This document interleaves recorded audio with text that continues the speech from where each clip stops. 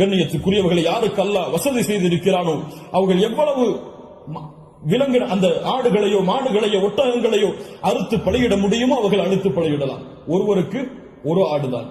ஒரு மாட்டை ஒருவர் முழுவதாக அறுப்பதற்கு அவருக்கு செல்வம் இருந்தால், வசதி இருந்தால் அறுக்கலாம். அல்லது அந்த மாட்டை 7 பேர் பங்கு கொள்ளலாம். ஒட்டகமாக இருந்தால் அவர்களும் அதில் 7 பேர் பங்கு கொள்ளலாம்.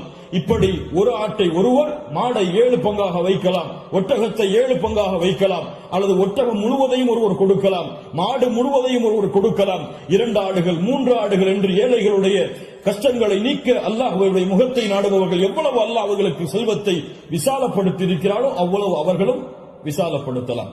அந்த விலங்கினங்களுடைய சட்டம் என்ன? ஆடாக இருந்தால் 1 வருடம் பூர்த்தியாக இருக்க வேண்டும், 2வது வருடத்தில் நுழைந்திருக்க வேண்டும். மாடாக இருந்தால் 2 வருடங்கள் பூர்த்தியாக இருக்க வேண்டும், 3வது வருடத்தில் அது நுழைந்திருக்க வேண்டும். ஒட்டகமாக இருந்தால் 5 வருடம் பூர்த்தியாக இருக்க